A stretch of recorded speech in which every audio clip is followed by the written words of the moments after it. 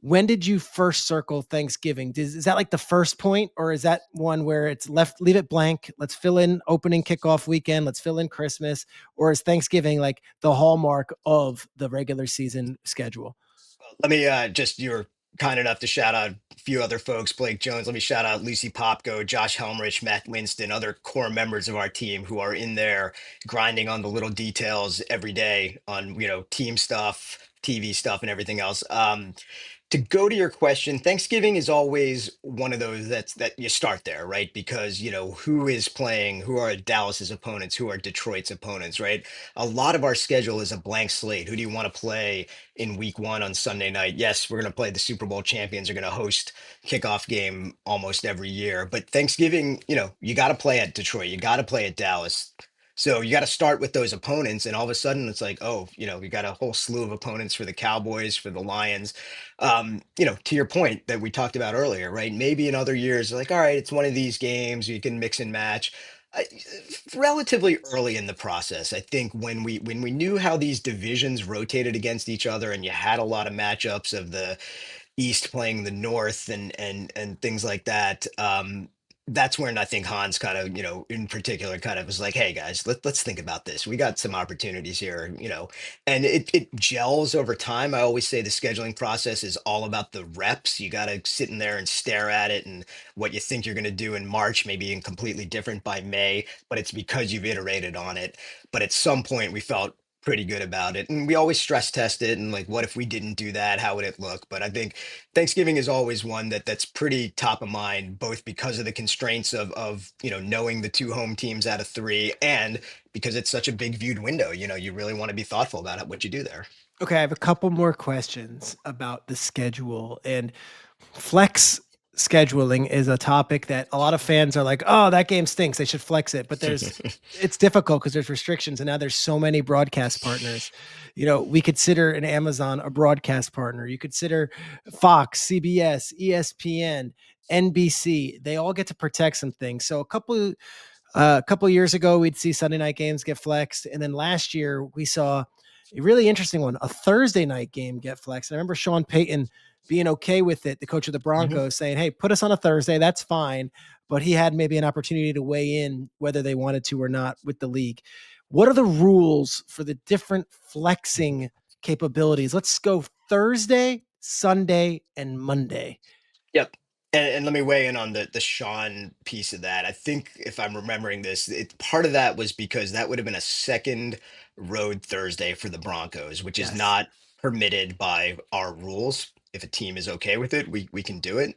And that's a great thing about this league, right? There's an incredible amount of thoughtfulness and flexibility. And look, we have rules to protect the team's competitive equity, things like that. But there are conversations that also can happen, and that was one where we had that conversation. Sean was willing to do it, and we did flex it. So Thursday night football, the flex. I love the Belichick quote about the season starts at Thanksgiving. Most of flex happens post Thanksgiving. So Thursday Okay. night, you've got a kind of after Thanksgiving through week 17, typically, although I think week 17 is Christmas this year, so we're not flexing on that Thursday. But there's a few week window in there where on 3 weeks notice now, it was 4 weeks Okay. last year, you can Did you I can cut it flex down a a week? game. Okay.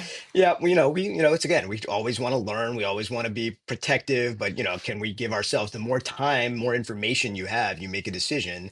Sometimes, this, it's a week to week league. You make a decision 4 weeks earlier and it may feel very different by the time you play the game. But we have that in place. We used it last year. So that that's one. And some of those constraints are you can't play more than two Thursdays in a year. You can't play two road Thursdays. So that limits your options, where the teams before and after. That's one of them. Sunday night we've had for forever. For This is my 20th year. I think it started my first year in 2006.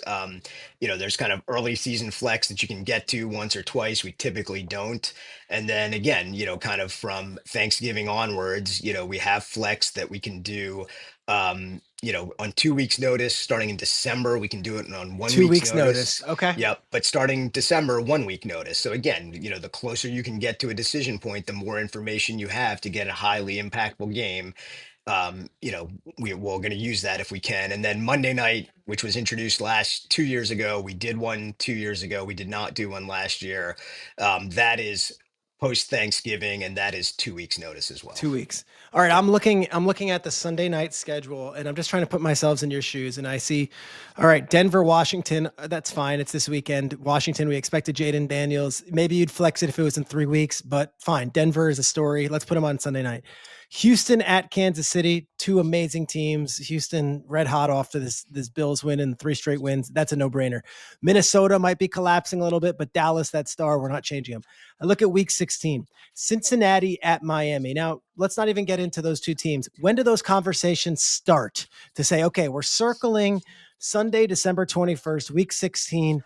When is that, like a week, 2 weeks in advance you start talking about it? Or are you guys already discussing, hey, let's lay Yeah. out some possible scenarios Yeah, look, here? I think it's more broad, right, rather than focusing on specific games or weeks. But I think your process question is a good one. I think we're constantly looking down the road, right? So, maybe not in weeks 1 through 4, but why week 5, 6, 7, 8, you're starting to think you're starting to get a feel for, this year the Colts are doing well, the Broncos are doing well. You're starting, starting to, there's some teams, maybe not, maybe they have injuries and things like that, but we start just building a grid, probably, week 10 through 18. And, are there games that we're looking at? What are the options? What are not options? Because they're either, protected or one of the things that's out there, if one end of a division series is in a primetime game, Fox or CBS will get the other one. So we played, I think, what was it, Buffalo, New England earlier this year. So the other end of it, is going to stay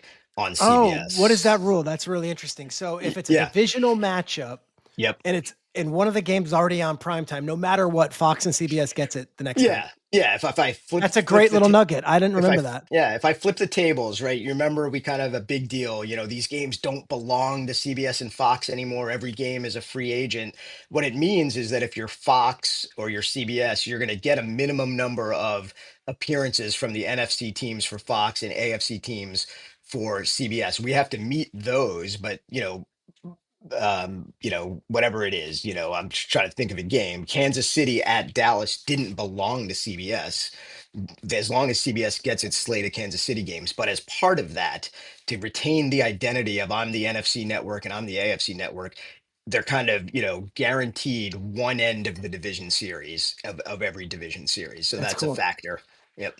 All right. So I'm looking at for Monday Night Football, week 15, Miami at Pittsburgh. Is it one of those where it's like ESPN might just say, we want Rodgers, we want the Steelers, if they're even still alive for the Yep. playoffs? Like, we're not giving up that brand. I don't care what Seattle and Indianapolis are doing. It could be, I think Yeah. those are the conversations we have, right? There's so many factors, it's always, ultimately it's us making a recommendation to the commissioner, but there's inputs from the networks, of course, there's our evaluations, things like that. But yeah, it's never black and white, and it's never, there's a better game out there. Let's get to that. It's did this game kind of fall apart, and do we have an option? And when we look at options, we certainly Indy Seattle is a great example of like teams that maybe we didn't Because think that's that same necessarily. week, right? Indy Yeah, Seattle I is that think same that's week, I right. think. I think Yeah. that's right. So, look, I think we then look at where are there opportunities. We talk about playing your way into prime time or playing your way into the doubleheader window and things like that. So if there were a game that has fallen apart, that's one of our considerations of what game might we flex into. Yeah. But like, it's funny because the viewer at home might say, how come we're getting the Dolphins on primetime 2 weeks in a row? But then you think about it and you're like, hey, Pittsburgh, Aaron Rodgers, if they have a kicking chance in late December, Yep. ESPN would be foolish to take a game out of Pittsburgh in the elements with Rodgers, as Yep. much as Indianapolis and Seattle might be two better teams. Yeah, that's right. And we never want to make those moves, casually or trivially, right? There's a ton of thought that goes into them with all those factors.